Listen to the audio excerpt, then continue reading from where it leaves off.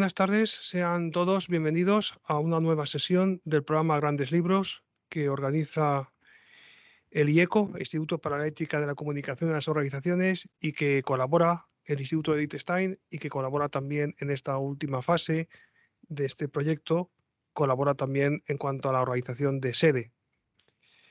Pues yo quisiera agradecer desde luego a todos los que hacen posible este acto, a todos los que nos siguen habitualmente presencial y de forma online. Y quisiera agradecer, profesor, a la doctora Doña Nieves Gómez Álvarez por estar con nosotros, que viene expresamente desde Madrid, que tiene una agenda especialmente compleja y que hace este hueco suyo en su agenda para estar con nosotros y ayudarnos a profundizar en la filosofía española que ella tan bien conoce y de la que tiene publicaciones recientes bien acreditadas. La doctora Doña Nieves Gómez Álvarez pues nos va a hablar del proyecto español, de la irrealidad a la inverosimilitud, y eso pues está encarnado del curso Retrato de un futuro que está por venir, y que supone pues narrar pues los aspectos esenciales de la España inteligible de Julián Marías. La doctora Nieves Gómez Álvarez es doctora en filosofía, profesora ayudante acreditada por la ANECA en julio de 2021. Es licenciada en filosofía por la Universidad Complutense de Madrid. Tiene un doctorado sobresaliente cum laude en filosofía con la tesis Mujer, persona femenina, un acercamiento mediante la obra de Julián Marías en la Universidad Complutense de Madrid, tesis que fue defendida en 2014. Obtuvo una beca Erasmus en Alemania, en la Ludwig-Maximilians-Universität München. Participación en seminarios internacionales, British Contributions to Personalist Philosophy en Oriel College en Oxford, seminarios online de Hearth, Franciscan University de Steubenville en Ohio, en Estados Unidos, 2020, y de Personalist Vision, Franciscan University de Steubenville en Ohio, también 2021, especializada en filosofía española contemporánea, en particular en Ortega y Gasset y Julián Marías. Tiene pues múltiples publicaciones, artículos en revistas indexadas de alto impacto como la Review International de Philosophie y otras revistas con alto nivel de indexación. ¿Quién? Revista de Filosofía Personalista, Boletín de la Real Academia Española, autora de 2 ensayos filosóficos, Dolores Franco de Marías, Una vida desde la razón vital femenina, EUNSA 2020, y Julián Marías, Metafísica de la persona, Ciudad Nueva 2017. Ha participado en 2 proyectos de investigación, el Grupo de Investigación Historia Reciente de la Universidad de Navarra y Grupo de Investigación Imaginación y Mundos Posibles de la Universidad Francisco de Vitoria. Actualmente es miembro del Grupo de Investigación Vínculos de la Universidad Católica de Valencia, que nos honra con su presencia, desde luego. Ha presentado numerosas ponencias en congresos nacionales e internacionales, como el 7º Congreso Mundial de Metafísica 2021 en Austria, el encuentro de la European Society for Moral Philosophy en Varsovia, en Polonia, 2018, el 4º Congreso Iberoamericano de Personalismo en Puebla, en México, 2017, o el 3er Congreso Iberoamericano de Personalismo en Loja, Ecuador, 2015. Ha impartido seminarios de filosofía en diferentes universidades, en la Complutense de Madrid, la Católica del Oriente en Colombia, Pontificia de Salamanca, Popular Autónoma del Estado de Puebla, en México, en la UDIMA, en la Universidad a Distancia de Madrid. Colabora también en el comité editorial de 3 revistas científicas indexadas, ¿Quién? Revista de Filosofía Personalista, Open Insight, Centro de Investigación Social Avanzada en México y Diálogo Filosófico en España. Colabora también con Estío, nuestra revista de filosofía de la Facultad de Filosofía, Letras y Humanidades. Y es profesora de modelos antropológicos y de ética del Máster de Antropología Personalista de la Asociación Española de Personalismo en UDIMA. Ha trabajado en grado y en máster universitario en métodos de enseñanza en educación personalizada y en el máster de nuevas perspectivas en educación personalizada de la sociedad digital, en la Facultad de Educación de la Universidad Internacional de La Rioja. En ambas universidades ha dirigido 40 TFMs y ha sido miembro de tribunales evaluadores con un total de 960 horas de docencia. En junio de 2021 ha impartido el curso La defensa de la persona, Wojtyła ante los humanismos ateos, en la cátedra Juan Pablo II del CITES en Ávila. De agosto a noviembre de 2021 ha impartido un curso de doctorado sobre filosofía contemporánea en la Universidad Anáhuac de México entre abril y mayo de 2022. Ha enseñado un seminario online sobre la filosofía política de Hannah Arendt en el Centro de Estudios Contemporáneos de Ciudad de México. En el curso 2021-22 ha impartido la asignatura Eficacia Personal y Profesional en el grado de ADE de la Universidad Europea de Madrid. Desde enero de 2022 es la subdirectora del Máster Caro Wojtyła, Juan Pablo II, un título propio de la Asociación Española de Personalismo.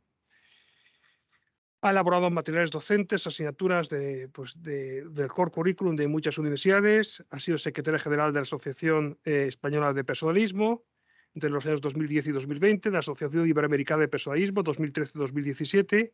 Ha participado y organizado pues, múltiples congresos nacionales e internacionales, particularmente el que podríamos señalar Engendrando Belleza, la persona en el arte y la creatividad, celebradas precisamente pues, en una fecha reciente que tuve ocasión de poder asistir in situ en marzo de 2022. Y ha trabajado como profesora de bachillerato pues, en distintos centros nacionales, ha traducido 2 obras filosóficas del alemán y del inglés. Y bueno, pues en 2014 ganó el primer premio Ernestina de Champursin en la Universidad de Navarra para el fomento de mujeres españolas contemporáneas dedicadas al ámbito de la cultura. Y ha coordinado también cursos de verano online sobre pues, el influjo, la impronta de la persona en la cultura española.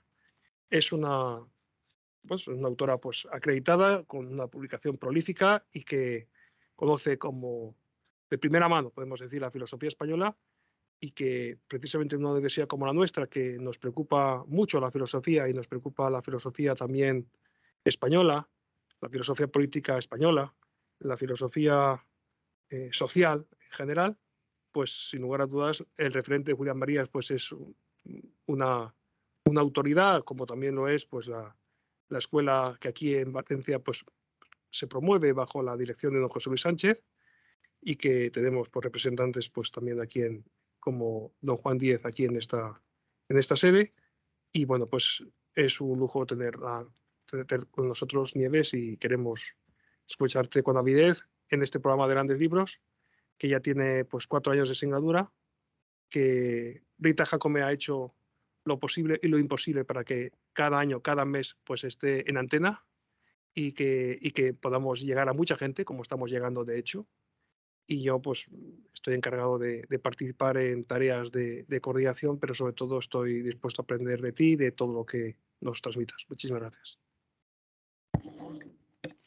Muchas gracias, Ginés, por la presentación. También quisiera dar las gracias a la Universidad de Valencia, a la Universidad Católica de Valencia y bueno, a la institución que organiza pues, este maravilloso ciclo sobre los grandes libros, la Cátedra de Ética Empresarial del IECO. Estamos hoy aquí para hablar sobre un gran libro, no para hablar sobre mí. En este caso, el gran libro pues, es La España inteligible de Julián Marías, que bueno, yo creo que es un libro que cualquier persona que se quiera hacer cargo de qué significa España, pues quizá debería acudir a él y que Julián Marías le ayude a comprender España, ¿no? Bueno, creo que esto va a ir pasando, ¿verdad? No sé muy bien a dónde tengo que... Ahí, ¿verdad? Lo primero que yo quisiera aclarar es qué es exactamente este libro, porque claro, uno cuando se acerca a él lo que se encuentra pues es un libro de 1985, no demasiado breve, es decir, que es un libro que el autor ha pensado bastante. De hecho, en otra obra suya llamada Una vida presente, dijo que había estado pues aproximadamente 20 años pensando este libro. Es decir, que no es un libro que se le hubiera ocurrido de la noche a la mañana, es un libro muy, muy pensado. Fue un libro, además, que estuvo asociado a un curso que él dio en el Instituto de España en Madrid. Es decir, el libro, digamos, iba a la par con el curso. El libro salió antes de que finalizase el curso, pero digamos como que iba a la par. Es decir, que todo lo que cuenta aquí iba a la par con lo que él iba contando a un público eminentemente español. Entonces, lo primero que nos podemos preguntar es qué es en concreto este libro. Este libro publicado por un hombre que era discípulo de Ortega y Gasset, que era miembro de la Escuela de Madrid, que vivía en un determinado momento, como puede ser 1985, que además él había tenido una participación muy especial en la transición española, en la, digamos, edición de la Constitución española. Entonces, lo primero que nos podemos preguntar es qué es exactamente este libro. ¿Es un libro de historia? Pues bien, nos cuenta cosas sobre la historia de España, evidentemente nos cuenta cómo se ha ido desenvolviendo España, cuál ha sido el proyecto de España, por utilizar un concepto orteguiano. Pero no es exactamente un libro de historia lo que nos encontramos aquí. ¿Es un libro de literatura? Pues tampoco en concreto es un libro de literatura, aunque utiliza muchas fuentes documentales que son de la literatura.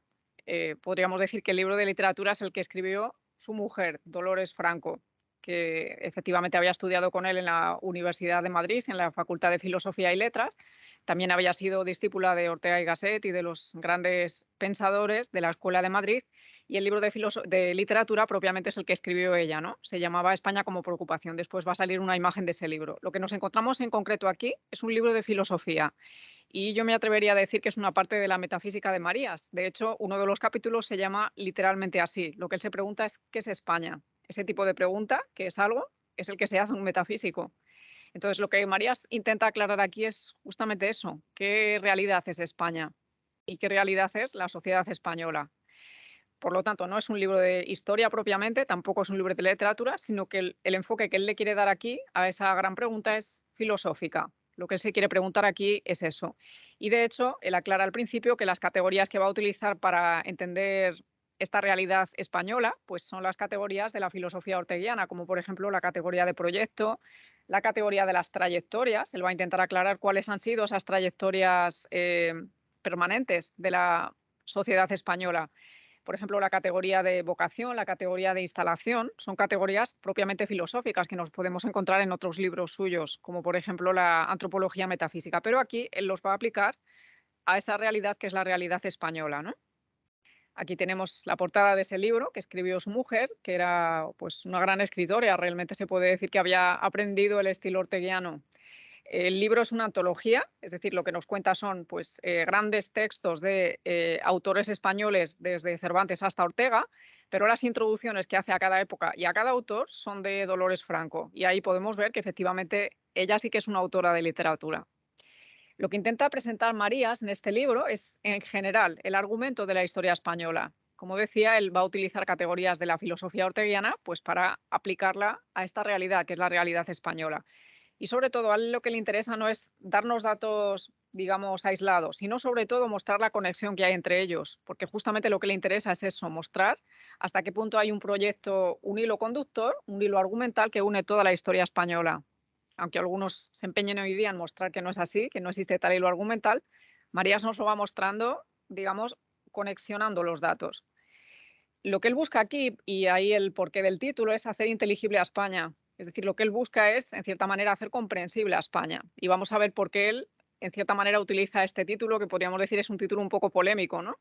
Frente a esa acusación de que España es un país un poco extraño en el conjunto de Europa y un país un poco anómalo, él defiende justo lo contrario, que España es un país que se le puede comprender. Si le aplicamos las categorías que hay que utilizar para entenderlo, desde luego que se puede entender toda la historia de España, ¿no?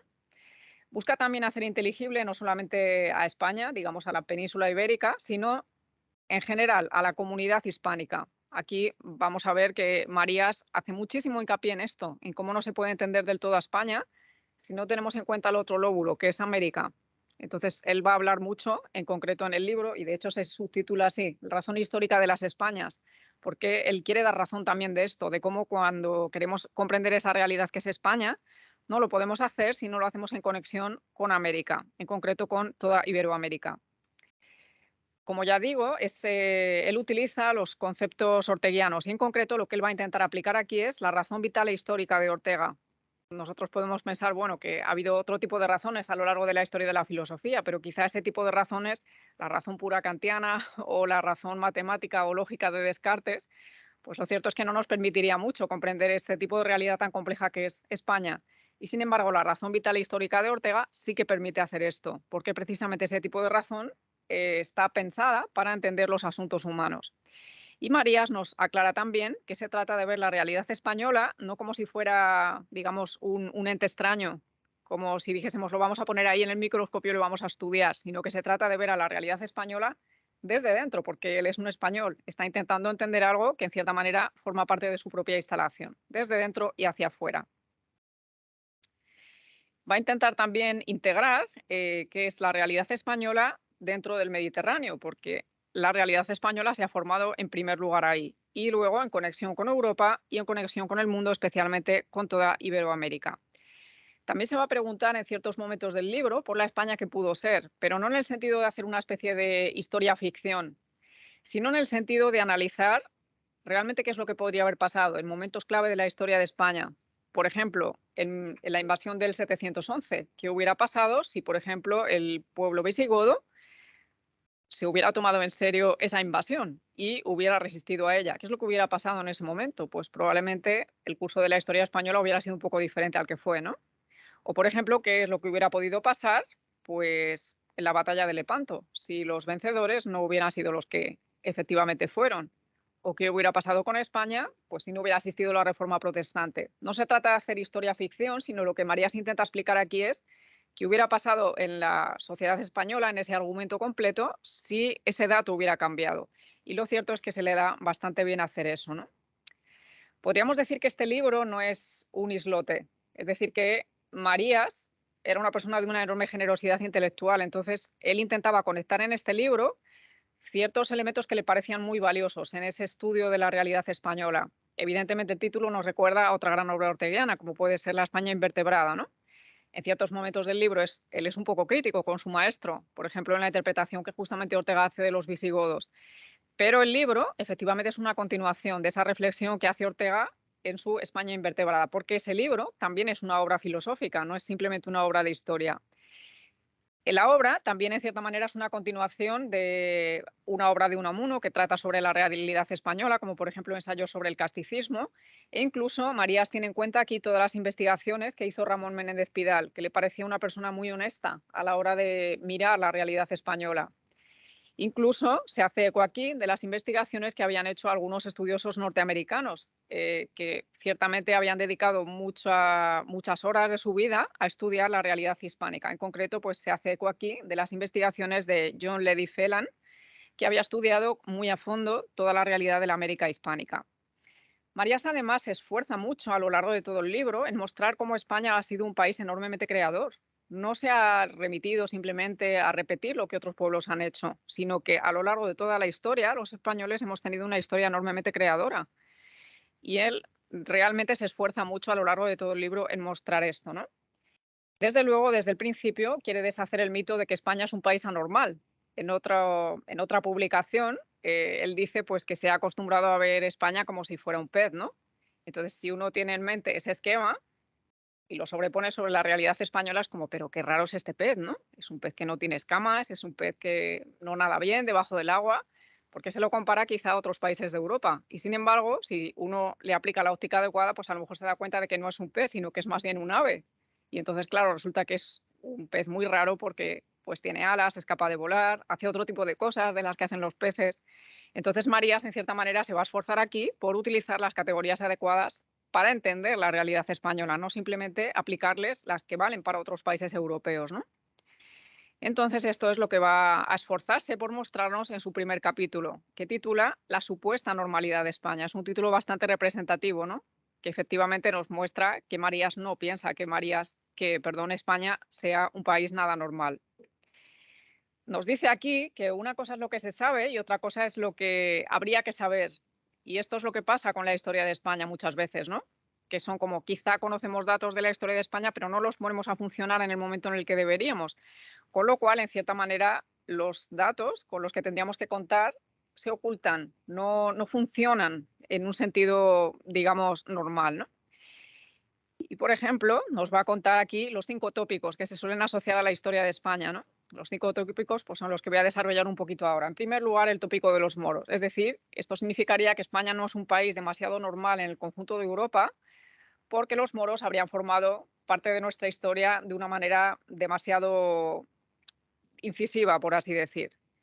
Por ejemplo, este tópico está asociado con el hecho de que, bueno, los cristianos en el fondo no eran un pueblo muy limpio en toda la Edad Media, sino que los limpios eran los moros. Y entonces, pues digamos, como que los que realmente sabían hacer las cosas, por ejemplo en la agricultura o por ejemplo en la ganadería, eran los moros. Con lo cual, cuando se les expulsó en 1492, pues entonces eso fue una gran pérdida, ¿no? Porque se perdieron todos esos saberes que supuestamente los moros tendrían. Marías aquí nos da datos y entonces lo que nos muestra es, bueno, tampoco es tan cierto que los moros fueran, digamos, la cultura limpia, mientras que los cristianos eran una cultura un poco sucia, sino que la cultura de la limpieza venía de un sustrato común, tanto a los moros como a los cristianos, que era la cultura romana. Entonces nos muestra que efectivamente toda la herencia romana estaba ahí. Todo lo que los romanos habían hecho, por ejemplo, por el fomento de la agricultura, es que estaba ahí, no es que lo trajeran los moros, es que ya estaba ahí. En cierta manera, digamos, hay que hacerlo funcionar en ese contexto, porque si no, la idea tópica con la que nos quedamos es esa, que en el fondo la cultura cristiana medieval era una cultura muy atrasada, era una cultura oscurantista, pero si hacemos funcionar ese dato de que en el fondo estaba ese sustrato romano, pues ciertamente vamos a tener una imagen como más correcta, ¿no? El segundo tópico sería el tópico de la Inquisición, ¿verdad? O sea, el tópico diría así: España no es un país normal en el conjunto de Europa porque la Inquisición le ha retrasado, no ha dejado que se convierta en un país europeo. Marías de nuevo nos da datos, ¿no? Por ejemplo, la Inquisición no lleva automáticamente el apellido española, sino que la Inquisición fue una invención francesa y de hecho se creó para combatir a ciertas herejías, como por ejemplo los cátaros y los albigenses. Si ya nos acercamos en dónde funcionaba la Inquisición española, pues lo cierto es que no funcionaba en toda la península ibérica, funcionaba en la Corona de Aragón, porque quizá el peligro de ciertas desviaciones era mayor en esa corona, pero no funcionaba en la Corona de Castilla. O, por ejemplo, nos cuenta que había muchos otros tribunales eclesiásticos y seculares a lo largo de toda Europa y, sin embargo, no se los pone a la par con la Inquisición española. Pero habría que mirarlos así, porque efectivamente la Inquisición era eso, un tribunal eclesiástico. Nos habla además del número de víctimas, nos da los datos que después se ha constatado que efectivamente son bastante pequeños en contraposición a las víctimas de persecuciones religiosas en otros países. Por ejemplo, pensemos en las persecuciones en Inglaterra o pensemos en las persecuciones en Francia o en Alemania, incluso en siglos posteriores. Los datos hablan por sí solos, ¿verdad? Los datos de la Inquisición española pues, pueden haber llegado a ser 1.300, mientras que los datos de los muertos en una sola noche de persecución en Francia pues, han sido muchísimos más. Entonces, son datos que Marías pone sobre la mesa y que hace funcionar en ese contexto, ¿no? Nos dice, por ejemplo, que en el siglo XVIII, cuando la Inquisición española estaba prácticamente desaparecida, pues seguían funcionando, digamos, con todo entusiasmo otro tipo de tribunales pues, en el centro de Europa, por ejemplo, en la persecución de la brujería. O, por ejemplo, nos cuenta sobre ese tópico de la Inquisición y el atraso cultural. Se suele pensar pues, que la Inquisición impidió digamos, el florecimiento cultural y sobre todo científico en España. Y sin embargo, él nos dice que las ejecuciones más llamativas de científicos, de intelectuales, no fueron de la Inquisición española. Pensemos, por ejemplo, en el caso de Tomás Moro o en el caso de Miguel Servet o de Giordano Bruno. Es que no fue la Inquisición española. Entonces, estos datos son los que habría que hacer funcionar en ese contexto, ¿no? El tercero de los tópicos sería la destrucción de las Indias. Según esto, España no sería un país constructor, sino que más bien habría sido un país destructor, y particularmente de las civilizaciones que había en América. Bueno, Marías nos cuenta aquí que está el libro de Bartolomé de las Casas, efectivamente la brevísima relación de la destrucción de las Indias, pero lo cierto es que tenemos la interpretación que sobre esa obra y sobre otros escritos del padre de las Casas hizo Ramón Menéndez Pidal. Como digo, la España inteligible es bastante deudor de todas las investigaciones de Ramón Menéndez Pidal. Y en esta obra, que Menéndez Pidal tituló El padre de las Casas, su doble personalidad, lo que nos muestra es que los datos que da las Casas en esa obra son bastante poco reales, no son demasiado creíbles las interpretaciones que hace ahí. Y de hecho, pues nos hace ver que si tuviéramos que aplicar un modelo para entender la presencia española en América, sería más bien el modelo del Imperio Romano. Ese es el modelo que debería servir para entender qué es lo que España hizo en América, nada más que en unas dimensiones mucho más grandes, ¿no?, que las que hizo el Imperio Romano. Esto es importante porque, claro, incluso los países iberoamericanos sienten que esta historia que ha contado el padre de las Casas, en cierta manera, obtura su futuro, no les permite interpretarse de una manera correcta. Entonces, esa lectura del padre de las Casas sería pues, especialmente interesante, ¿no?, para que puedan interpretarse de una manera correcta y, sobre todo, para que puedan proyectarse en el futuro. El cuarto de los tópicos que María se va a esforzar por combatir aquí pues, será la decadencia. Según esto, pues España habría sido un gran imperio en el pasado durante cierto tiempo, pero a partir de cierto momento habría caído en la decadencia. Y lo que él dice aquí en esta parte del libro es que lo cierto es que lo que sucede con ese tópico de la decadencia es una especie de sustantivación. Es como si España hubiera caído en decadencia, pero como si no hubiera salido de ella y además como si no fuese a salir de ella. Es decir, como si la decadencia fuese consustancial a la historia y sobre todo al futuro de España. Pero lo cierto es que lo que él hace aquí es bastante lógico. Comparémoslo con otro país, con cualquier otro país de Europa. Todos los países han tenido decadencias, han tenido momentos álgidos y han tenido momentos en los que decaen. Es que es inevitable en la historia humana, porque la historia humana está hecha de trayectorias, ¿no? Y entonces lo que él hace en el libro, pues es precisar los datos, ¿no? Ciertamente ha habido una decadencia respecto a esa enorme altura que se había conseguido, pero esa decadencia no es tan profunda. Y tampoco es cierto que España no tenga futuro. Es decir, que, digamos, vayamos en decadencia y vayamos siempre cuesta abajo. Es que es evidente que no. He puesto aquí la foto del AVE porque hace muy poco se han cumplido 30 años del AVE de España y efectivamente esto nos muestra que no somos un país en decadencia, que hemos sido pues, capaces de hacer grandes logros en el presente bastante cercano, ¿no? Esa decadencia consustancial a lo español, a lo hispánico, desde el punto de Marías, evidentemente no. Me esforzaba antes por hacer ver que este libro quiere incidir en esa creación que ha estado presente en toda la historia española. Y desde luego Marías piensa que esa creación está abierta también al futuro, no solamente al pasado. Y el último de estos tópicos sería la interpretación de España como un mosaico. Según esto, España sería pues, una especie de rompecabezas compuesta pues, por regiones que son muy diferentes entre sí, por regiones que tienen diferentes costumbres, diferentes culturas, diferente idioma incluso.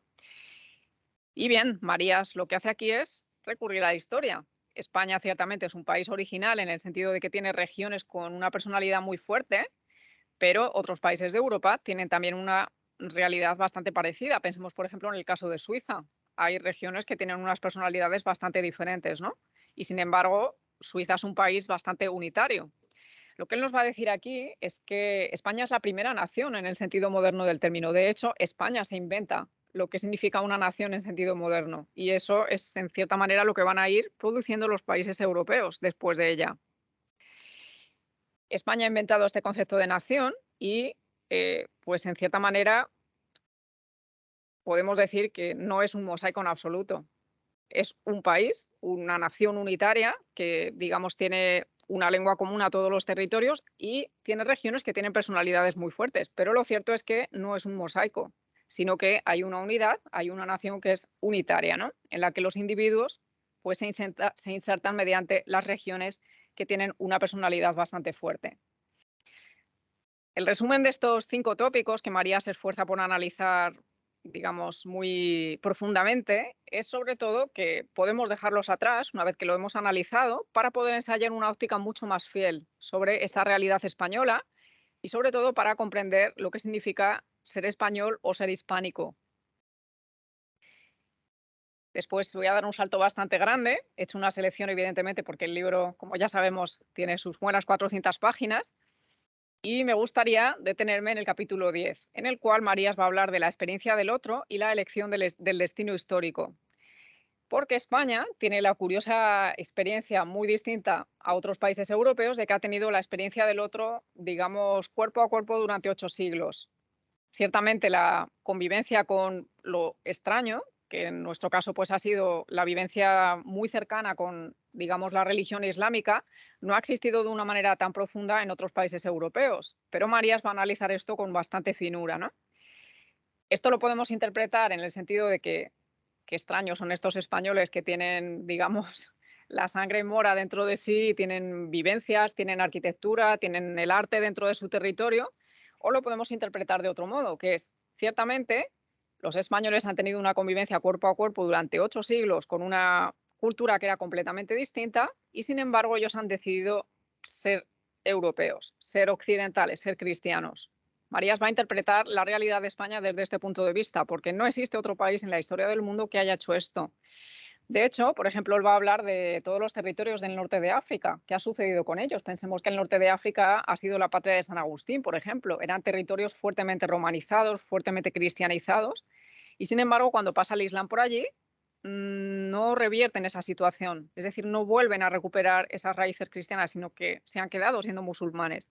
Y sin embargo, el caso de España, diríamos como que ejerce una libertad realmente decisiva, porque no se conforma con que se les haya impuesto una religión que consideran como extraña, sino que en cierta manera optan por ser cristianos y ser occidentales en ese momento.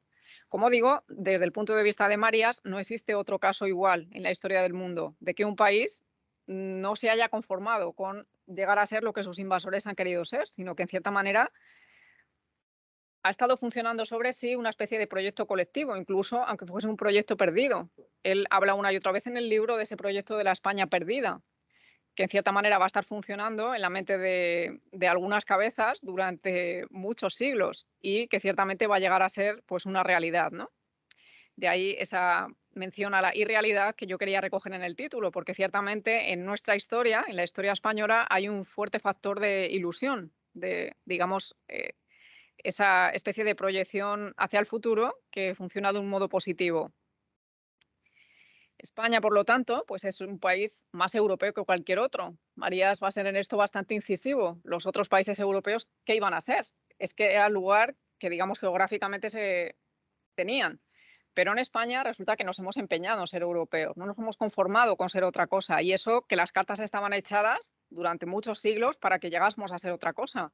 Y sin embargo, en España ha funcionado pues ese concepto del proyecto, de no conformarse con la realidad tal y como está dada, sino que la irrealidad ha estado funcionando en las mentes pues, de aquellos que querían otra realidad completamente distinta. Cuando España consigue unificarse, consigue ser esa primera nación en el sentido moderno del término, no se acaba la historia ahí, sino que inmediatamente después a ese proyecto de ser una nación en el sentido moderno del término, se le suma un proyecto todavía mayor. Y en este sentido, Marías va a hablar en el capítulo 15 sobre la supernación transeuropea. Aquí no utiliza esa palabra de super en el sentido en el que hoy la utilizamos de los superhéroes, ¿no? Sino en el sentido de que España no es simplemente lo que dice su territorio peninsular, sino que para entender la realidad española necesitamos recurrir a todo lo que España era más allá del océano. Eso es lo que era España. Y transeuropea, pues porque efectivamente España es una nación moderna, en el sentido moderno del término, pero no se transcribe simplemente, no está transcrita simplemente a los límites geográficos de Europa, sino que en cierta manera se reproduce más allá del océano Atlántico. Y para entender España necesitamos entender todo aquello también.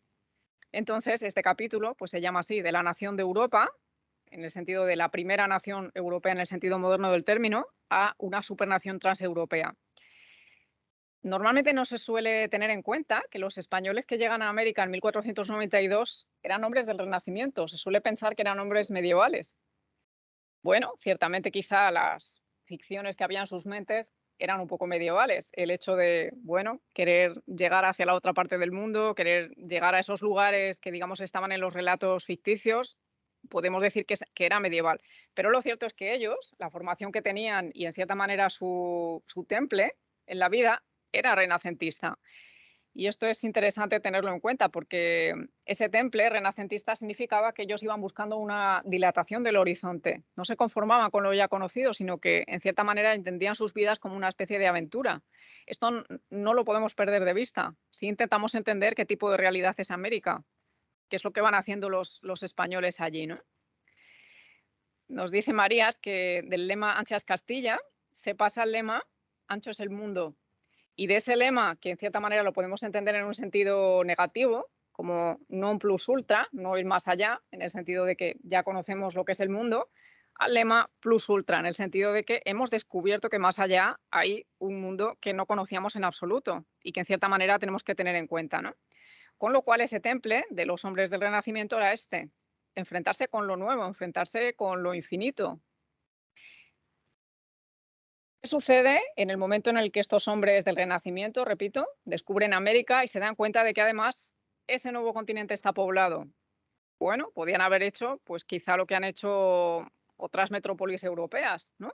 Posteriormente, que es, bueno, pues vamos a considerar estos territorios como una parte más de nuestra metrópoli. Y sin embargo, lo que hacen esos hombres del Renacimiento, no solamente los que llegan allí, sino los que están aquí, los que están en España, se empiezan a preguntar pues, cuestiones metafísicas, cuestiones teológicas incluso. Por ejemplo, si ha sido válida la redención para esos nuevos hombres que están en América, cuando no sabían nada del cristianismo, no sabían que había venido un Salvador.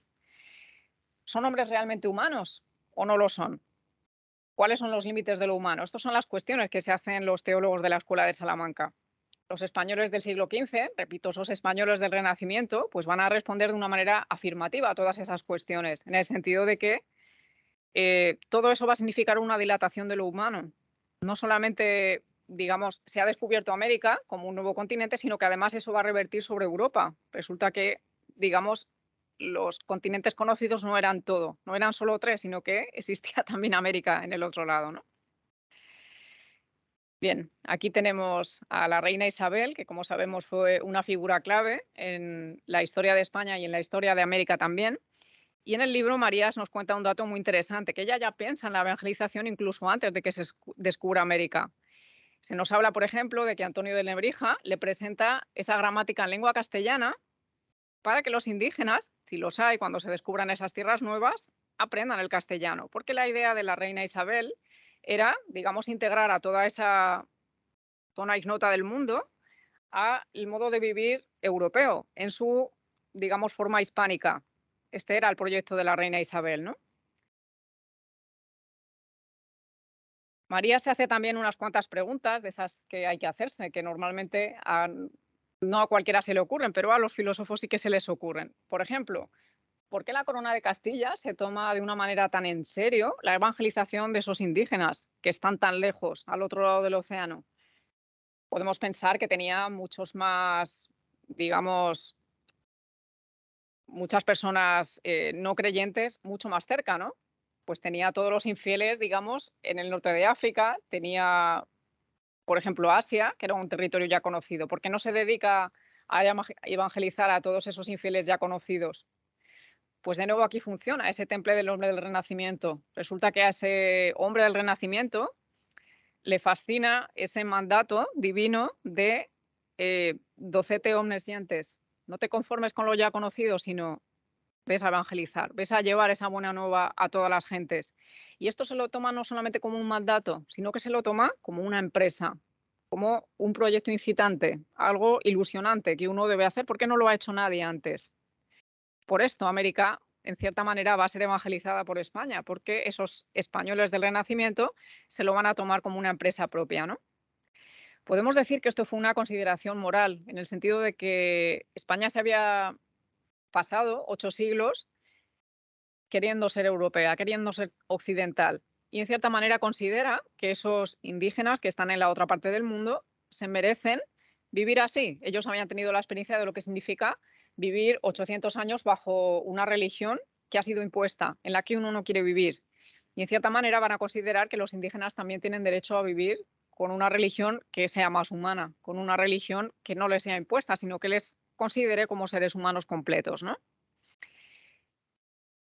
Entonces podemos decir que toda la gesta de América es en cierta manera una prolongación de ese proyecto peninsular. En cierta manera, todo lo que va a hacer España en América es una prolongación de lo que llevaba haciendo durante 800 años, ¿no? Y esa idea de la España perdida y de la España recuperada, pues va a estar funcionando en, digamos, esa presencia en América. Marías aquí hace una cosa muy curiosa, ¿no? Porque habitualmente se habla de este mito de la España perdida y en cierta manera lo va a comparar con la idea que tiene Aristóteles de la metafísica. Aristóteles decía de la metafísica que es la ciencia buscada, ¿no?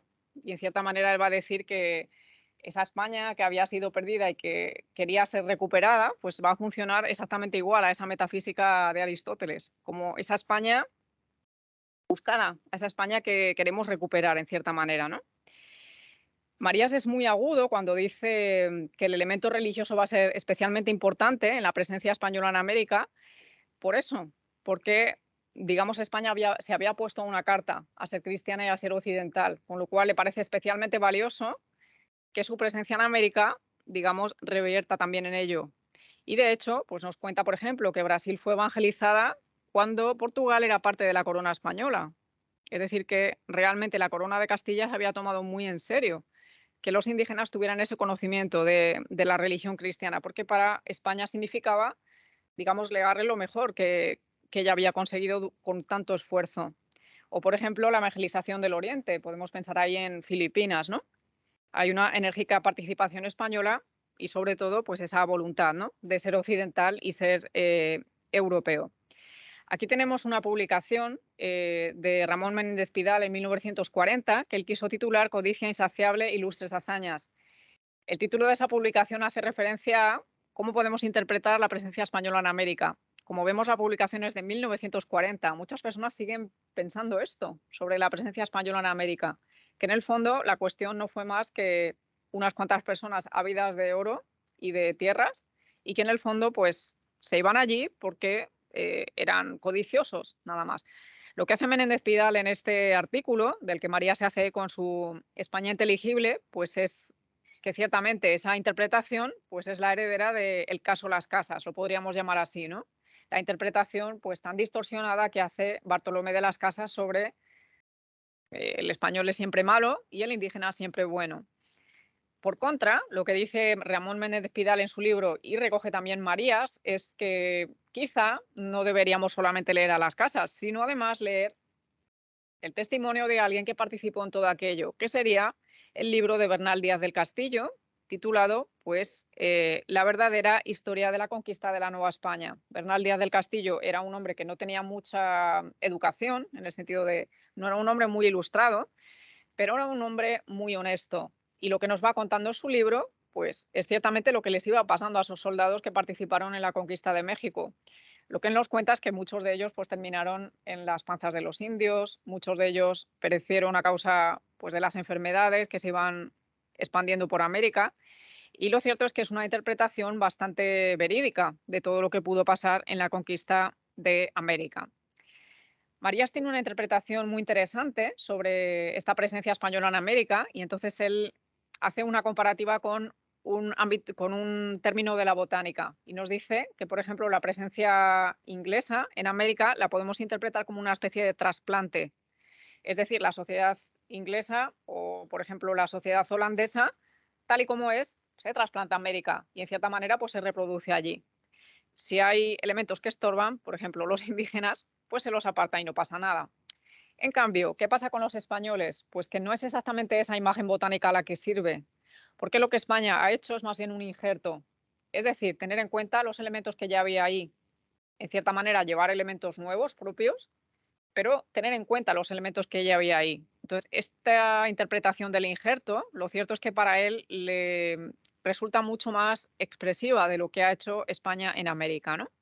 Incluso nos dice que la denominación que se utiliza es bastante representativa. Nunca jamás se habló de Castillo América ni de Castellano América, sino que siempre se habló de Iberoamérica o Hispanoamérica. Nos habla también de la confusión inherente al término Latinoamérica, porque en cierta manera esto, como seguramente sabemos, es un término creado por los franceses en el siglo XIX para justificar la invasión francesa de México. Este término lo que nos quiere decir es que podríamos decir que hay una especie de unidad entre todos los países americanos que hablan español, independientemente de España. Es decir, que en cierta manera podríamos hablar de que existe una unidad entre ellos sin hacer ninguna mención especial a España. Pero como sabemos, eso es un poco ilusorio, empezando por la propia lengua, ¿no? En América nunca se habló latín, con lo cual hablar de Latinoamérica es un término un poco artificial. Y lo segundo es que esa unidad no existiría si no existiese la cultura española que la hubiera unificado. Entonces es muy interesante toda esta interpretación que hace, ¿no? Él era una persona bastante cuidadosa con las palabras, seguramente es sabido que él era miembro de la Real Academia Española y ese lema que tiene la Real Academia, Ule limpia y da esplendor, se lo tomaba muy en serio. Realmente las palabras para él eran importantes. Entonces, en este sentido, él decía que él nunca utilizaba este concepto de Latinoamérica porque le parecía que no aclaraba demasiado la realidad tan compleja de Iberoamérica, ¿no? Prefería este otro Iberoamérica o Hispanoamérica. De hecho, él dice, por ejemplo, que todos esos territorios nunca fueron colonias, sino que fueron virreinatos, que es un término mucho más específico, incluso desde el punto de vista jurídico, ¿no?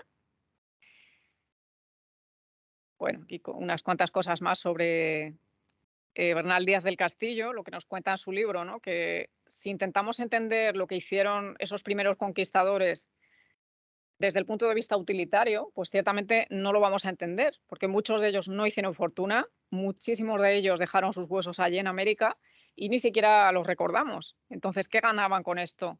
Pues lo cierto es que la interpretación que da Marías es que eran hombres del Renacimiento, que lo cierto es que vivían pensando en la aventura, quizá incluso aunque perdiesen sus vidas ahí, pero para ellos la vida era una aventura, necesitaban lanzarse hacia lo infinito, conocer lo que antes había sido ignoto para los demás.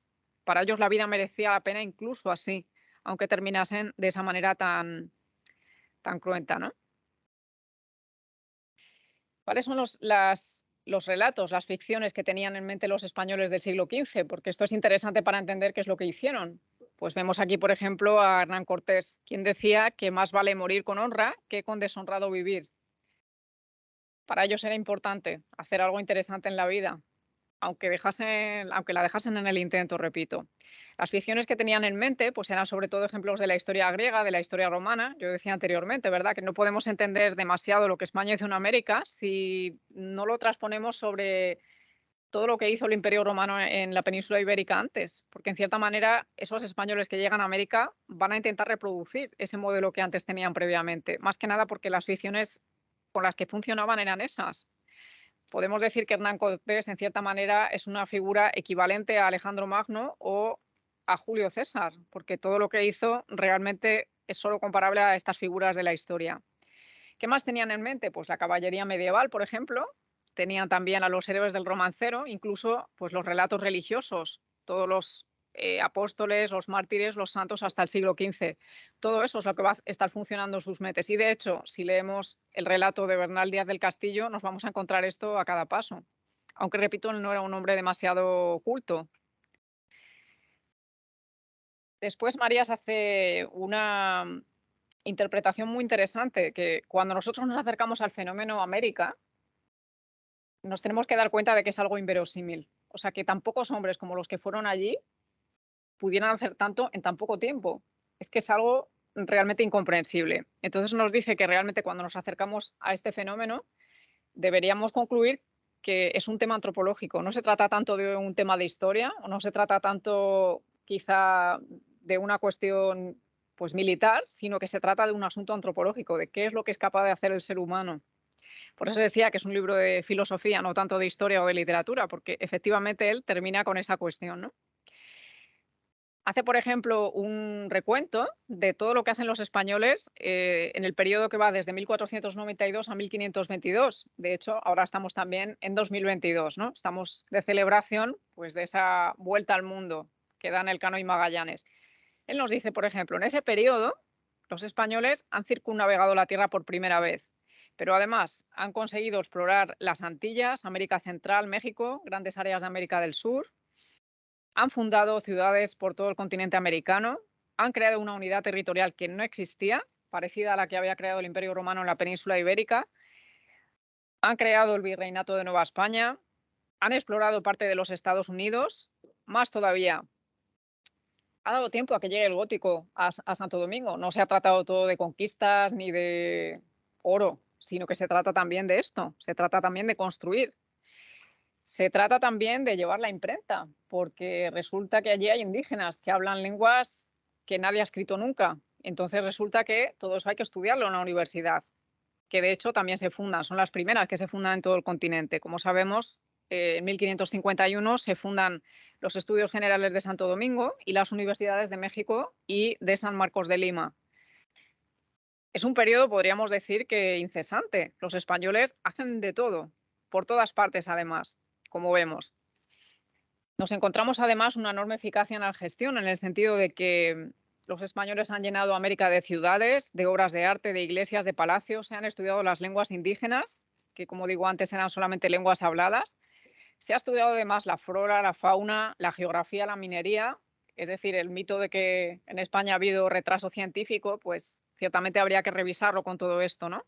Simplemente con tener en cuenta todas las expediciones botánicas de estudio de la flora y de la fauna de América deberían hacer revisar ese tópico, ¿no?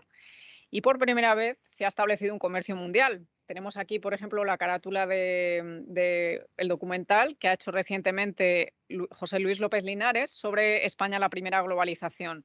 Ha estado en cines recientemente y tengo entendido que hay un canal de YouTube donde pues, poco a poco van sacando todo el material que filmaron para la película, pero que no salió en la película original. Es decir, que como tenían muchísimo material de más, digamos, lo van sacando poco a poco.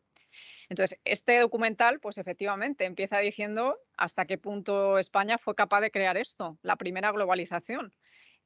Es decir, que la aportación española en América no fue solamente, digamos, el expolio del oro, ni conseguir esclavos, ni conseguir colonias, sino que fue esto, la creación del primer comercio mundial, por primera vez en toda la historia.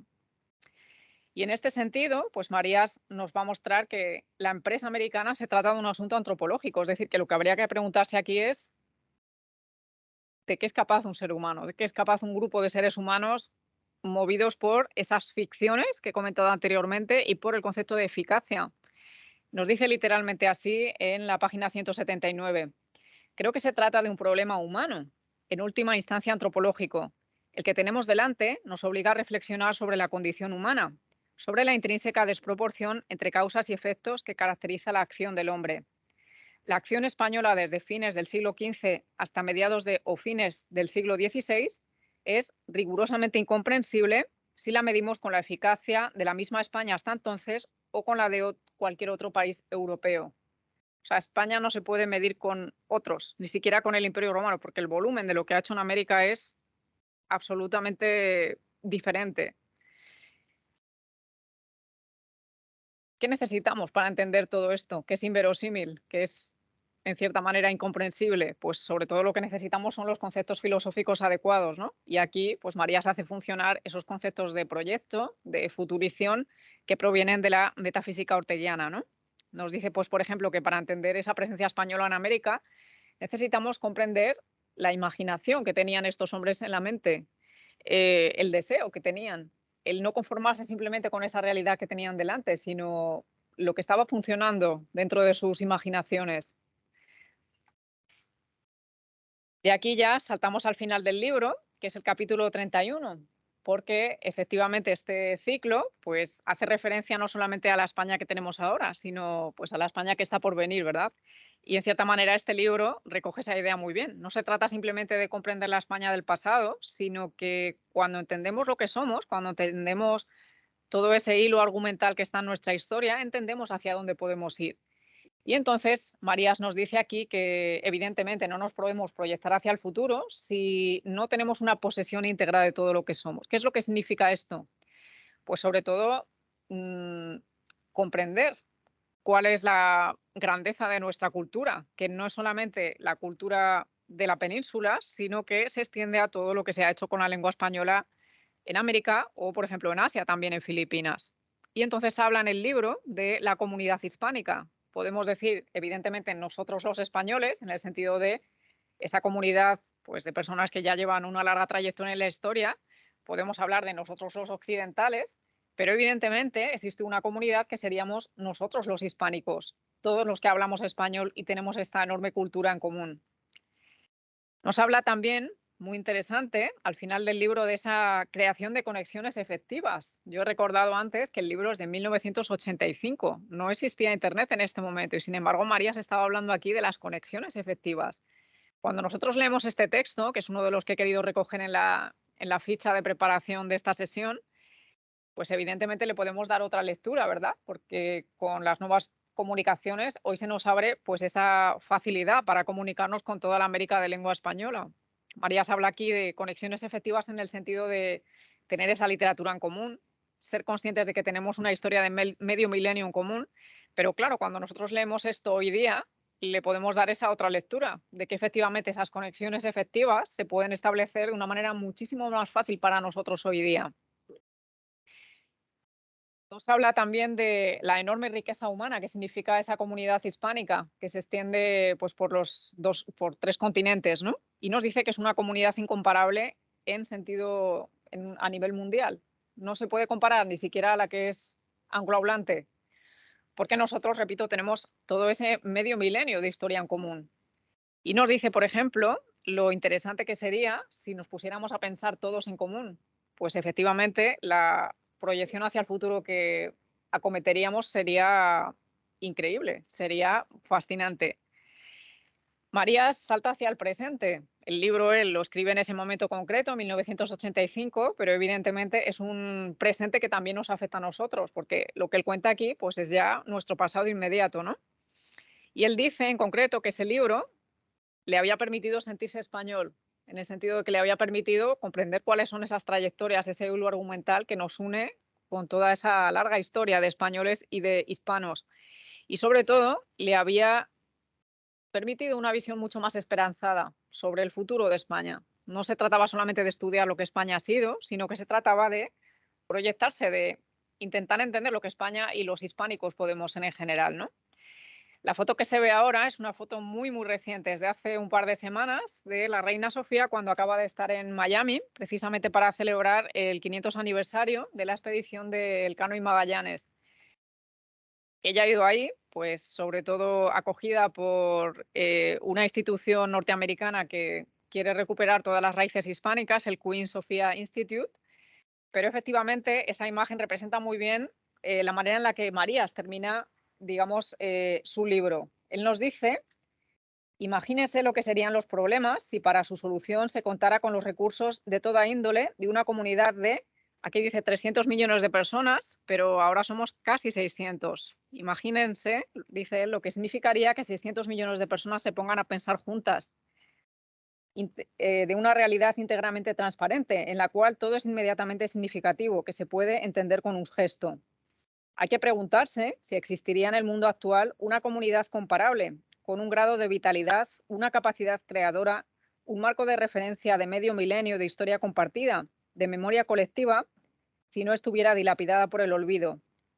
Esta empresa, la recomposición de las Españas, es la única posibilidad de que tengan porvenir y, por supuesto, de que España siga siendo inteligible. O sea, él no se conforma con, digamos, haber estudiado lo que ha sido España, sino que al final de su libro él abre una ventana para que seamos nosotros ahora los que sigamos proyectando qué queremos que sea España. Y desde luego, pues en esa empresa de seguir proyectándonos necesitamos contar con el otro lóbulo, que sería pues toda la América hispánica, ¿no?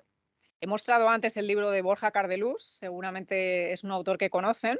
El libro como tal, ahí mostraba solamente la portada, pero es un libro el doble que este. Es un libro de 900 páginas en el que Borja Cardelús hace pues, una investigación prácticamente exhaustiva de, pues digamos, todo lo que tenemos en común la América hispánica y nosotros. Eso es la primera parte del libro. Y la segunda, él hace una investigación sobre esas raíces en la actual Norteamérica. Entonces, es ciertamente interesante porque esto nos muestra que España no es una cosa del pasado solamente, sino que es un proyecto que sigue estando en nuestras manos y, desde luego, como decía Marías, de una manera muy esperanzada, ¿no?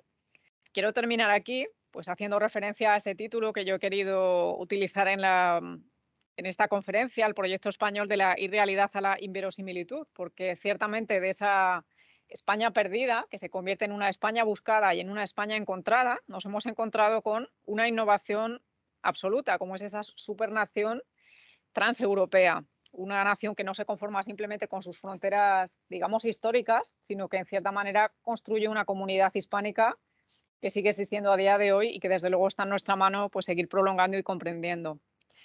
Muchísimas gracias por su atención y quedo a su disposición para cualquier pregunta que puedan tener.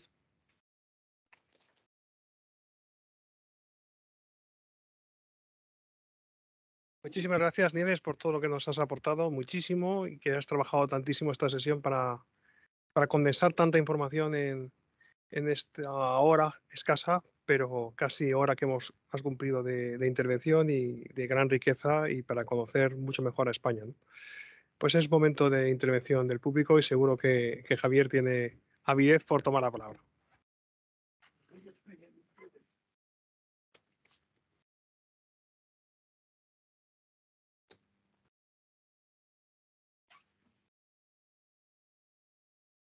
Bueno, buenas tardes. Muchísimas gracias por la intervención. La verdad es que me he leído el libro. Es un libro que se lee bien, pero usted lo que ha hecho es resaltar las aristas, ha dado luz, digamos, a las aristas más interesantes del libro y me lo ha hecho más inteligible, digamos, empleando terminología del autor Julián Marías. Bueno, se nota que Julián Marías es, desde luego, orteguiano puro, creo que es el principal discípulo de Ortega, y eso me gusta, porque, bueno, yo en su día leí a Ortega en la época de la facultad, creo que no lo entendí, ahora a lo mejor lo entiendo un poco mejor. España invertebrada me lo leí necesitaría, digamos, repasarlo ahora, pero está claro que los conceptos orteguianos de proyecto, de trayectoria, de encrucijada, los desarrolla magníficamente en este libro y usted lo explica mejor.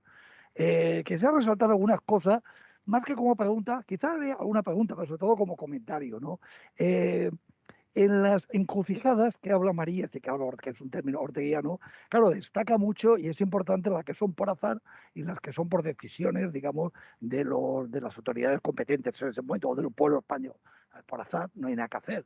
Las invasiones bárbaras, la invasión del 711 de los pueblos islámicos, y sin embargo las que se deciden como el descubrimiento de América, magníficamente explicado, desde luego, lo que ha implicado el descubrimiento de América, la actitud ante la reforma protestante. Podría verse España, bueno, pues aceptarla entre comillas y limitarse a, por así decirlo, defender el catolicismo dentro de las fronteras españolas. No hizo eso. La idea de Carlos V de la Universitas Cristiana, que explica también magníficamente Julián Marías, es eso. Claro, eso tuvo un coste económico importante, pero lo quería hacer. Fue un poco su proyecto, ¿no? También la actitud ante los turcos. Los turcos, bueno, estaban merodeando, digamos, por todo el Mediterráneo, pero mientras que no llegara a las costas de España, podía haberlos dejado por ahí. No lo hizo, precisamente por combatir el Islam, por combatir ese otro que se ha explicado también, porque España quería ser otra, quería ser cristiana frente al Islam. Yo, sin embargo, quería comentar dos cosas que no ha tratado usted, porque no es imposible, no lo ha dado a tiempo, pero que me gustaría resaltar, que a mí no me han hecho, bueno, que hace entre comillas, ¿no? Cuando habla de la invasión de los visigodos, de los bárbaros, dice Julián María más o menos esta frase, que más que visigotización de los hispanos hay una hispanización, romanización de los visigodos. Eso no lo había caído. Dice, por eso España no se llamó Gotia, como podía haberse llamado, como Lombardía se llamó por los lombardos, Galia por los galos y Borgoña por los burgundios. No se llamó Gotia, porque no fue Gotia. En realidad lo que hubo es una osmosis de pueblos, pero que realmente fueron los visigodos los que aceptaron, digamos, el legado hispano-romano. Eso me parece interesante resaltar. Otra idea es también cuando dice María que cuando se funda la nación española, él considera, ya tiene razón, que se funda en 1474, más o menos con el matrimonio de Fernando de Aragón y de Isabel de Castilla. Claro, pero añado yo, a nivel constitucional, cuando se funda realmente es en las Cortes de Cádiz, el artículo primero, a nivel constitucional, cuando dice que España, o sea, la nación española es la reunión de los españoles de ambos hemisferios. Esto es muy bonito. También el artículo 13 me gusta mucho cuando dice que el objeto de cualquier gobierno es conseguir la felicidad de la nación. Esto no lo he visto nunca en ninguna constitución. Yo estoy de derecho, me encanta. El objeto de cualquier gobierno es conseguir la felicidad de la nación. Esto, desde luego, es muy interesante.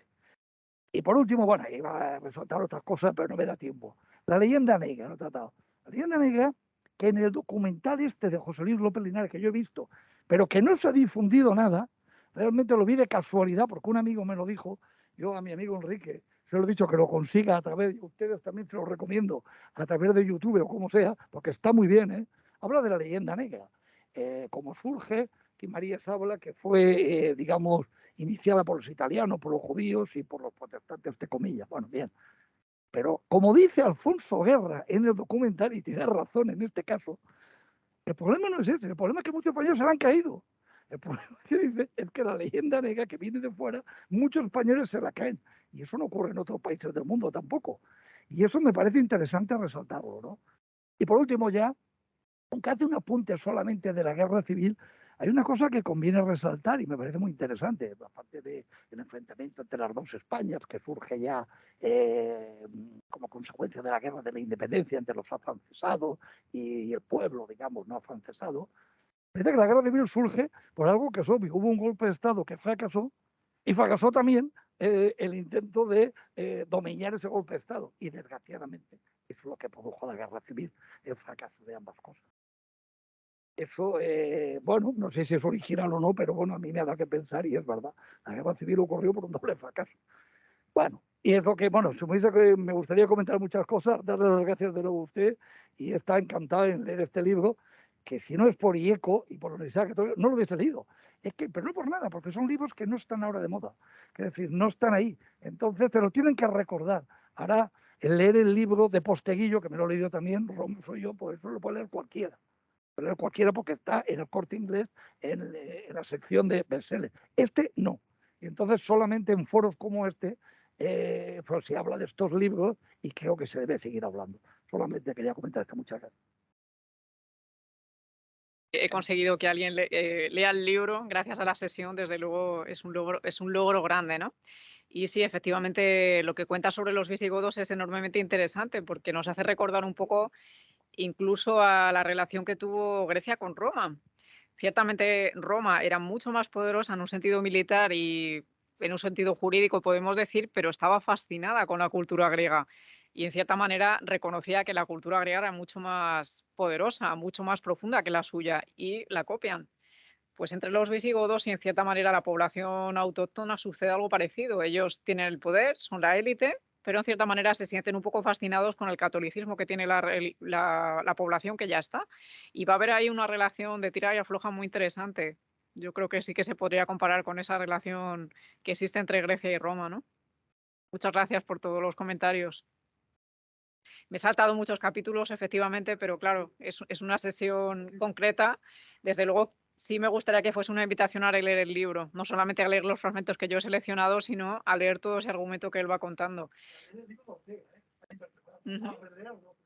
Sí, por ejemplo, tiene unas consideraciones muy valiosas sobre el siglo XVIII español. Él le daba mucha importancia a ese siglo. Y de hecho, en su época no era nada valorado. Se pensaba que era, bueno, pues una época así, de reformas un poco superficiales, por ejemplo, las que hace Carlos III en Madrid, pero él realmente hizo lo que nosotros podríamos considerar hoy día un grupo de investigación para mostrar con publicaciones que efectivamente había mucho más interesante ahí de lo que se hablaba. Y poco a poco se ha ido recuperando todo ese siglo, pero realmente él tenía mucho empeño en estudiar el siglo XVIII español porque le parecía que había mucho más ahí de lo que habitualmente se consideraba. Buenas tardes. Yo quería agradecerle a Nieves Gómez y a don Ginés Marco la organización de este acto, que me ha parecido muy interesante. El libro de España Inteligible de Julián Marías, pues la verdad es que es una obra muy lúcida, que creo que la ponente ha captado muy bien y nos ha relatado muy bien. Hay algunos aspectos de la obra que yo creo que realmente Julián Marías aquí realmente va más allá de Ortega. Yo creo que en lo filosófico Ortega tiene una mente privilegiada para abrir temas, para descubrir temas, para abrir reflexión y sin embargo luego si Ortega tenía un defecto, permítaseme, es que a veces no los desarrollaba tanto como podía. Y Julián Marías en ese sentido coge las intuiciones de Ortega y las desarrolla hasta sus últimas consecuencias. Y yo creo que esta obra es una de las en las que claramente Ortega va más allá del maestro.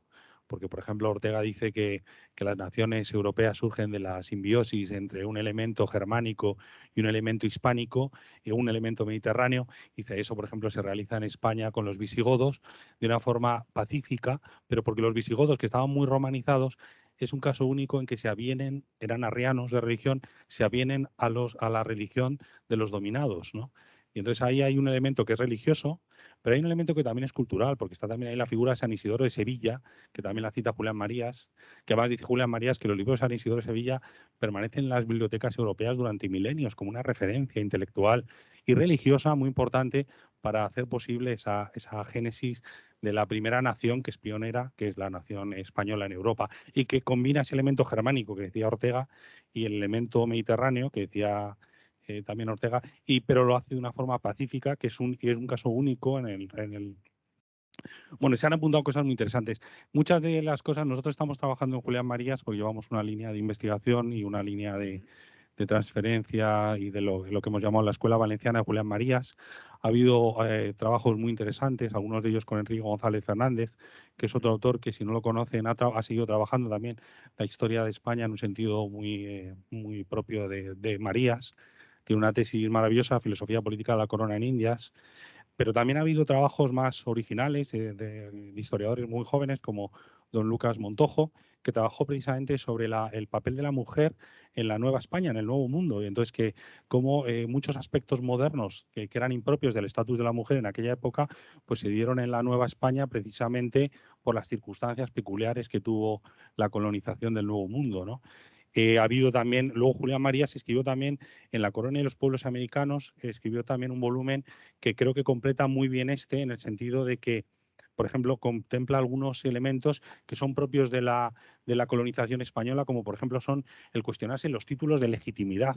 Es decir, ¿con qué legitimidad vamos nosotros a otros territorios? Vamos al Nuevo Mundo. Que al Nuevo Mundo, que no es solo el Nuevo Mundo de América, porque es pacífico. O sea, es el siglo XVI América y el XVII es el Pacífico. Entonces, se plantea, pues eso, los títulos de legitimidad, ¿no? Y por eso es importante la evangelización, porque la evangelización es una legitimidad moral, por lo menos en el contexto de la época. Y luego también se plantea otra cosa que es muy bonita, que es la conciencia crítica que tienen los españoles respecto a su propia colonización, que es que eso es otro gesto que, bueno, bien ha dado lugar a la leyenda negra, y Julián Marías lo señala, pero es otro gesto único que tenemos los españoles, que es ser conscientes, críticos respecto a nuestra propia obra, ¿no? Bueno, y simplemente nada, felicitar la intervención, que me ha parecido magnífica. Creo que el elemento religioso es fundamental. Julián Marías así lo reconoce. Ha habido filósofos, a veces la gente creyente tenemos cierto pudor en reconocer la importancia que ha tenido el factor religioso. Desde luego ha habido grandes pensadores ateos. Voy a recordar aquí, por ejemplo, a don Gustavo Bueno. Sé que está muy cuestionado en muchos contextos, pero a veces tiene razón en algunas cosas que dice. Él dice que la catolicidad fue fundamental para la expansión del mundo conocido que hicieron los españoles al inicio de la Edad Moderna. Y bueno, y yo creo que Julián Marías sigue dando mucho que pensar. Ahora en el noveno congreso de la Escuela Valenciana de Julián Marías hemos tenido, por ejemplo, al hispanista Harold Raleigh, que toda su vida la ha dedicado en Estados Unidos, hizo la tesis sobre Ortega, toda su vida la ha dedicado a Julián Marías, al pensamiento de Julián Marías, ¿no? Tiene ahora 90 años y toda una vida dedicada en Estados Unidos a cultivar el pensamiento español, ¿no? Entonces, yo creo que tenemos un legado que continúa vivo, es decir, que Julián Marías no se acabó Julián Marías, sino que nos dejó también todos estos grandes temas que él desarrolló y nos los lega también a nosotros como tarea, ¿no? Para seguir pensando. Nada, pues simplemente esa es la reflexión que quería dejarle. Gracias. Muchas gracias por las anotaciones. Sí, no he comentado al principio que justo la ilustración que quiso poner Dolores Franco en la portada de su libro fue, a ver si la encuentro, esta, que es bastante representativa de esa reflexión que ejercemos los españoles sobre nosotros mismos y que ha solido interpretar como una especie de actitud maniática, ¿no?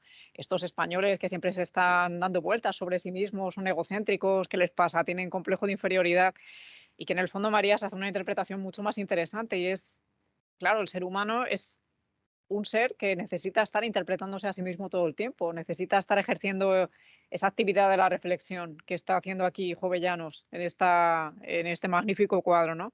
Y en cierta manera Marías relaciona pues esa actitud con lo que hacemos los españoles. ¿No será más sano hacer esto, lo que hacemos los españoles sobre nosotros mismos, que no, digamos, dejar que otros piensen sobre nosotros? No, es que esto quizás es lo que habría que hacer, lo que cada pueblo tendría que hacer sobre sí mismo. Que parece que nosotros somos más problemáticos y que en cierta manera no terminamos de solucionar la cosa. Claro, pero es que la vida humana es una realidad problemática, es que necesitamos estar pensándola todo el tiempo, necesitamos seguir proyectándola. Entonces, es una ilustración bastante buena para, digamos, este libro, que se titula España como preocupación, pero desde luego es una ilustración muy buena para ejemplificar qué es lo que hacemos los españoles con nosotros mismos, con nuestra historia todo el tiempo.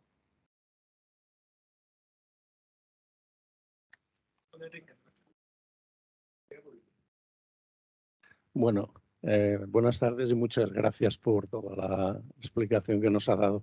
Yo creo que efectivamente lo que intenta Julián Marías es hacer un análisis, no explicar la historia de España, sino hacer un análisis de cómo ha ido funcionando la historia de España y con qué parámetros se ha ido determinando, porque lo que quiere es lo que a lo largo del libro, pero especialmente hacia el final, quiere conseguir, que es hacer la propuesta de que España siga, y ahí es donde a mí más me interesa, siga, digamos, liderando un poco o catalizando un poco esa especie de vuelta a la búsqueda a esta España perdida, pero ahora con América, ya no de la época antigua, sino ahora con América. Y efectivamente yo creo que España tiene una gran ventaja sobre cualquier otro país, en cuanto a ser el catalizador con los pueblos americanos, no en el sentido de dominarlos, no, sino en el sentido, porque esto, claro, eso sería hoy inaceptable, sino en el sentido de lograr crear o recrear otra vez, porque la cultura americana, hispanoamericana ya está creada, sino recrear o impulsar de nuevo una especie de cultura general que creo que necesitaríamos todos. Los anglosajones, yo creo que sin pretenderlo, han logrado una cierta conexión entre Estados Unidos y Gran Bretaña al menos, y seguramente pretendiéndolo menos, pero quizá lo han logrado más. Es cierto que la situación de los pueblos americanos ni política ni económicamente es la misma, pero es que eso da igual. Lo que sí es verdad es que está ahí la cultura común y que nos podríamos perfectamente servir unos de otros, y ningún otro país europeo puede hacer eso mejor que España, porque tenemos la ventaja de que somos los que hemos entrado en contacto con ellos. Y yo creo que desgraciadamente es verdad que el español acepta la leyenda negra y todas las cosas que sean pesimistas y vayan en su contra. Yo no sé si es una cuestión, a pesar de lo que dice Julián María, es una cuestión de personalidad depresiva, no sé, no lo sé, pero es a sospechar, ¿eh? Porque somos unos artistas también a la hora de desperdiciar ocasiones. Y yo creo que se sigue desperdiciando una buena ocasión. El libro es del año 85, han pasado 37, casi 40 años. No he visto movimientos, ni en otros intelectuales, ni en políticos, que son los que pueden tomar estas iniciativas, que vayan en esa dirección. De hecho, además, creo que el libro este de España Inteligible es bastante desconocido. O sea que, y tiene ya casi 40 años. Y Julián Marías es un personaje bastante reconocido y reconocido, por lo menos por amplios sectores. El libro, desgraciadamente, es bastante poco conocido.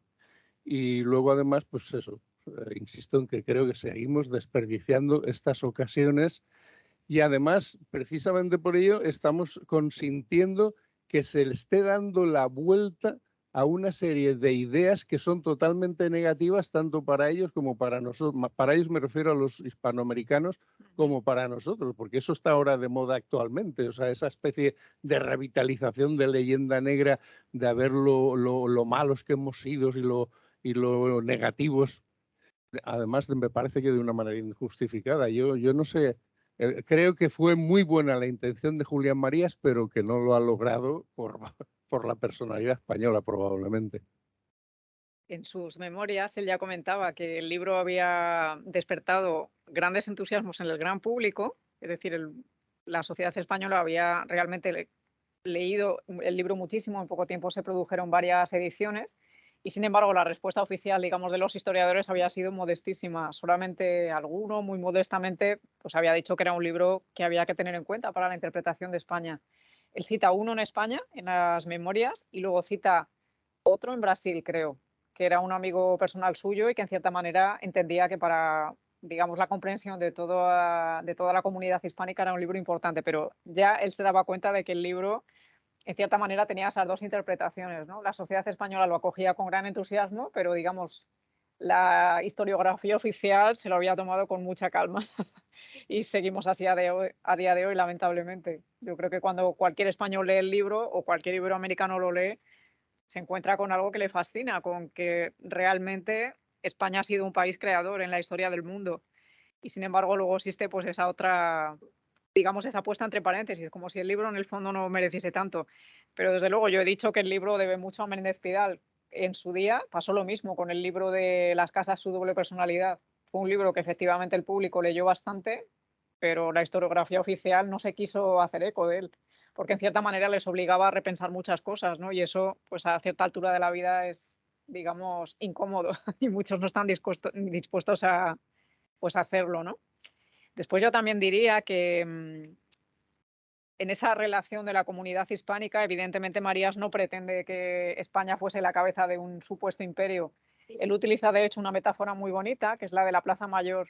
Él dice que la Plaza Mayor es ese lugar donde pues todo el mundo va a ver, a ser visto, a comprar, a hablar, a encontrarse con los otros, y en cierta manera eso es lo que debería ser España para Iberoamérica. el lugar donde todos los países de Iberoamérica se pudieran encontrar, porque precisamente tenemos esa lengua y esa cultura común, ¿no? Pero aquí en el libro, más bien lo que dice es qué es lo que pasaría si, por ejemplo, los españoles fuéramos conscientes de todo lo que se está haciendo pues, en Chile, en Cuba, en todos los países que hablan español. Si todo lo que se produce allí lo considerásemos como nuestro, todo lo que ha pasado a lo largo de toda su cultura, incluido lo anterior a lo ibérico, lo considerásemos como nuestro, pues que en cierta manera experimentaríamos una dilatación de nuestro horizonte.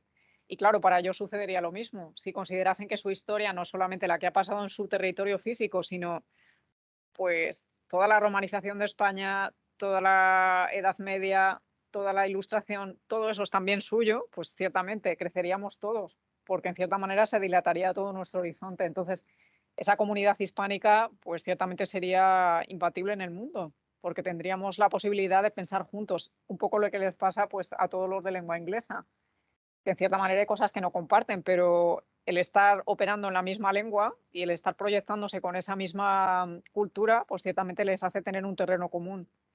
Entonces, en nuestro caso es algo que está todavía por construir. Él lo apunta aquí en el libro, pero ciertamente yo creo que es algo, él piensa que es una cosa que se debe construir en los siguientes años y estamos en esas. Cuando enseñé, por ejemplo, el libro de Borja Cardelús, es muy bonito ver la imagen que le ha elegido para la portada de su libro, porque son los voladores de México. No sé si conocen esa costumbre.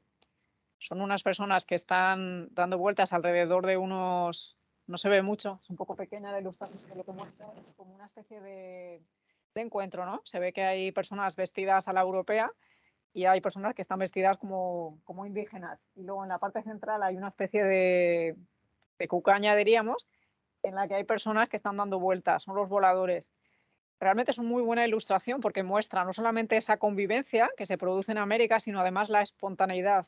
Ese es uno de los valores que señala aquí Julián Marías, ¿no? Uno de esos valores que parece que muchos quieren molestar desde diferentes ámbitos. Y sin embargo es una de las riquezas que sigue estando presente hoy día en cualquier sociedad hispánica. La espontaneidad, digamos, como la alegría que caracteriza nuestra convivencia. Y esto es un legado que tenemos que seguir manteniendo.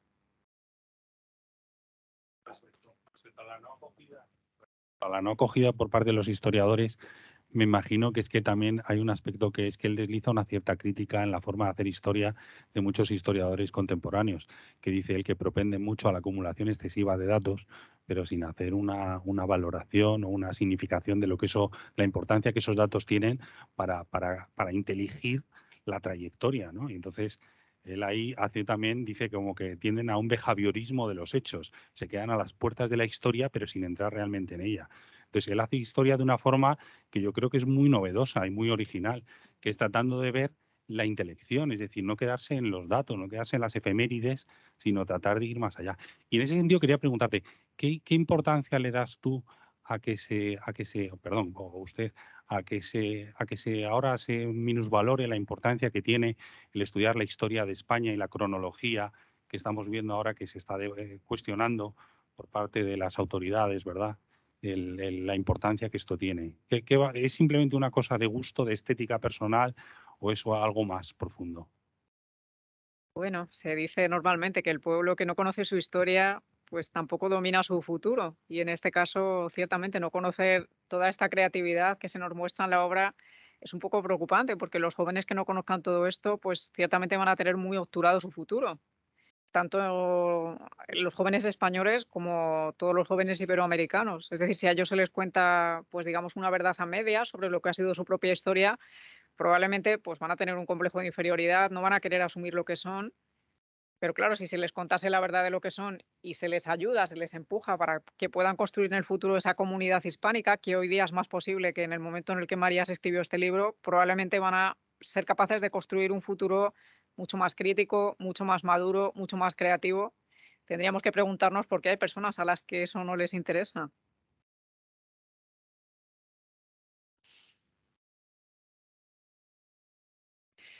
No sé si hay personas conectadas online. Sí, es posible que puede haya, haya algunos también desde América. por Estamos supuesto, justo en el horario en el que coincidimos claro, con toda la América hispánica. pues si hay, no sé si habría que salir de aquí para poder ver.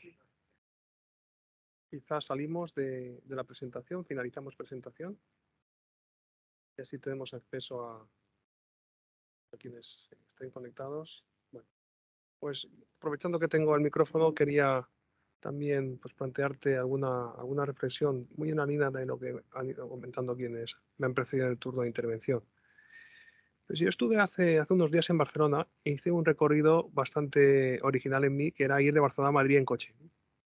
Y la verdad es que me llamó mucho la atención porque España, como diría Julio Marías, también es una tierra de enormes contrastes.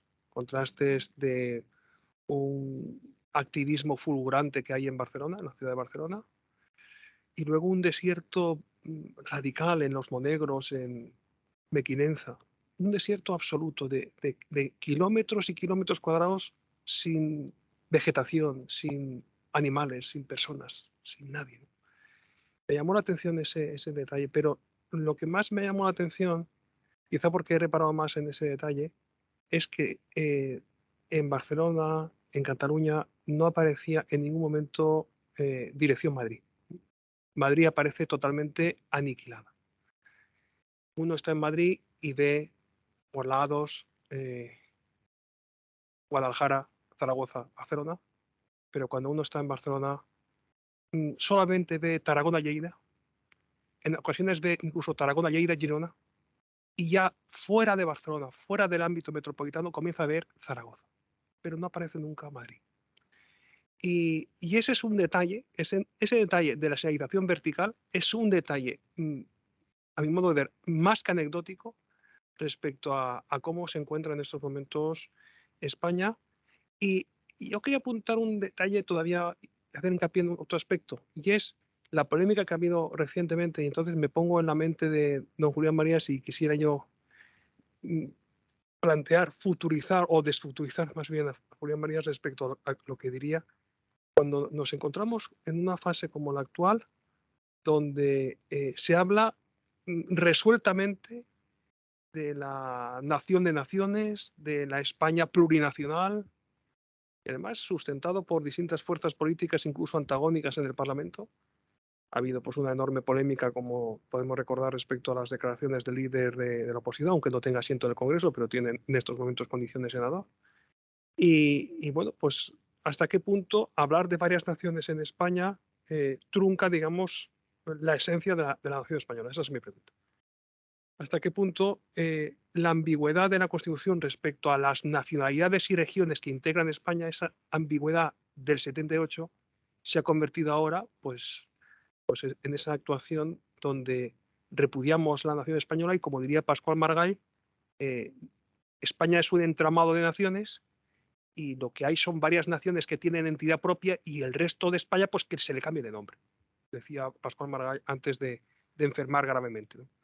Pues quería que apuntáramos un poquito sobre la difícil combinación, si existe esa dificultad para ti, entre esa España, digamos, que tiene una nación fuerte, una nación poderosa, una nación que supone un germen de atractividad respecto a otros pueblos y culturas, frente a ese resto de España residual que queremos cambiar de nombre, que estamos avergonzados de su propia naturaleza, que nos avergonzamos incluso de su lengua, que prohibimos incluso hablar en la lengua española, en la lengua castellana, que repudiamos en definitiva el español, que somos los más cainitas del mundo. Esa es la cuestión. No es una cuestión nada fácil, desde luego. De hecho, hay que recordar aquí que Marías escribió un libro específico sobre Cataluña, que llamó Consideración de Cataluña, bueno, fruto de un viaje que hizo con su familia, que le invitaron desde un periódico de Cataluña, y ciertamente ahí pues ha puesto sus reflexiones de una manera mucho más clara sobre lo que consideraba Cataluña. Pero sí quiero recordar que él participó en la elaboración de la Constitución española y se dio desde el principio cuenta de que este tema de las nacionalidades iba a traer problemas en el futuro, como de hecho ahora se ve. Es decir, que fue una persona que avisó con tiempo de que eso era problemático, que ciertamente la redacción, tal y como está en la Constitución española, iba a traer problemas en el futuro, tal y como ha sucedido, ¿no? Yo diría también que, claro, la situación en la que vivimos hoy nosotros en España no ha sido la que han vivido otros españoles de no hace tanto tiempo. Es decir, el problema del nacionalismo es una cuestión que se plantea cuando, a partir del siglo XIX prácticamente, y justo en el momento en el que, digamos, se pierden los últimos territorios de América. porque en cierta manera España se empieza a fragmentar ahí. Es como si, digamos, el hecho de no contar con un proyecto incitante, con un proyecto sugestivo de vida en común, como decía Ortega, es como si en el fondo hiciese que esas regiones de fuerte personalidad que tiene España no quisieran participar en ese proyecto en común, ¿no? Entonces, claro, la cuestión sería, ¿seríamos capaces hoy día de buscar un proyecto que no sea, digamos, el de construir un nuevo imperio, sino el de construir una comunidad hispánica? Porque entonces, en ese caso, a lo mejor es que Cataluña y otras regiones de España que tienen muy fuerte personalidad realmente sí que quisieran participar, pero la cuestión es esa, que quizá a día de hoy no estamos buscando ese proyecto común, ese proyecto hispánico común con demasiada fuerza, y sería lo que tendríamos que estar haciendo a día de hoy, ¿no? No buscar pues esas diferencias regionales que efectivamente existen. Entonces yo diría esto, que el problema hoy día no es tanto que seamos diferentes entre regiones, que haya una región de España que quiera hablar en catalán, sino esto, como cuál es el proyecto común que estamos buscando entre todos. Porque si ese proyecto común no existe, claro, cada uno va a querer ir por su cuenta, pero si realmente nos empeñásemos en un proyecto colectivo y no solamente España, sino además con toda Iberoamérica, pues quizás que sería un proyecto en el que sí que nos queremos embarcar todos, porque nos beneficiaría desde muchos puntos de vista diferentes. Ahí tenemos todo un reto por delante. Muchísimas gracias, Nieves. No sé si hay alguna pregunta más. Estamos ya ahora sí en la recta final. No sé si hay alguna intervención más del público. Si no es así, pues agradecemos la presencia de Nieves con nosotros. La emplazamos a futuras ediciones de grandes libros, que hay muchos grandes libros todavía por perfilar en futuras ediciones, y aquí contaremos con Nieves, sin lugar a dudas. Y dejamos emplazados a todo el público presencial y virtual a la próxima sesión, que va a tener lugar el último martes de mes, como hacemos habitualmente, en este caso el martes 28 de junio, y el profesor doctor don Tomás Baviera, que es profesor de la Universidad Politécnica de Valencia, pues nos va a hablar de la abolición del hombre a partir de la obra de C.S. Lewis, que creo que es también muy relevante. Martes 28 de junio a las 18:30, que es nuestra hora acostumbrada. Pues muchísimas gracias a todos, levantamos la sesión y no nos falten en la próxima sesión. Muchas gracias.